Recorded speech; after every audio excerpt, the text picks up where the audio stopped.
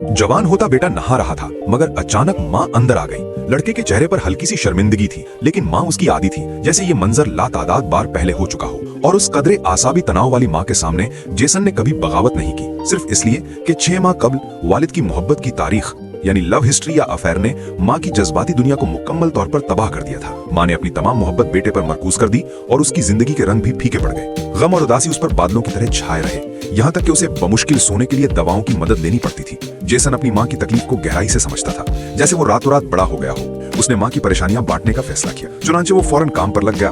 हालांकि ये काम चैलेंजों से भरा था, लेकिन जब वो अपनी प्यार करने वाली माँ के बारे में सोचता तो ख्वाह कितना ही मुश्किल हो वो बर्दाश्त कर लेता।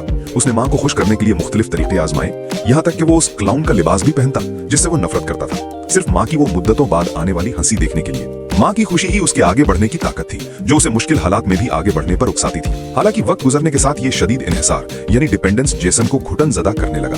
उसके दिल में आजादी और ख्वाबों की ख्वाहिश शिद्दत इख्तियार करती गई। वो अपनी जाती जगह चाहता था ताकि वो इस वसी दुनिया को दरियाफ्त कर सके। उसे जिस्मानी तालीम की क्लास में बेसबॉल खेलना पसंद था, क्योंकि वहां वो अपनी पसंदीदा लड़की को देख सकता था। वो लड़की उसके दिल में चांद की तरह थी, जिसने उसकी दुनिया रोशन कर दी थी और उसे बेपनाह हिम्मत और ताकत दी थी। लेकिन जेसन इस मासूम जज्बे को दूसरों से छुपाना चाहता था। अचानक एक दिन गलती से ये राज फाश हो गया और उसकी हम उम्र लड़कियों ने उसका मजाक उड़ाया। उस लम्हे जेसन ने ऐसी शिकस्त महसूस की जो पहले कभी नहीं की थी। उसने माँ से स्कूल बदलने का ख्याल जाहिर किया, लेकिन माँ ने इसकी सख्ती से मुखालिफत की, ये सोचकर कि लड़कियां अहम नहीं है, सिर्फ तालीम ही मुस्तकबिल का रास्ता है। माँ की जिद ने जेसन को बेबस कर दिया और आखिरकार उसने गुस्से में दरवाजा मारकर बाहर निकलने का इंतखाब किया और माँ को अकेले खाने की मेज पर छोड़ दिया ताकि वो तल्ख हकीकत और अपने दिल के दर्द का सामना करे। अफसुर्दा जेसन खवातीन की जेल की इमारत के नीचे आया। वहां उसने और उसके दोस्त कार्ल ने मिलकर अपनी बचत छुपाई थी और यही उसके मुस्तकबिल की वाहिद उम्मीद थी। कार्ल अगरचे मानसिक तौर पर आम लोगों जैसा नहीं था, लेकिन वो जेसन का सबसे वफादार दोस्त और बात सुनने वाला था।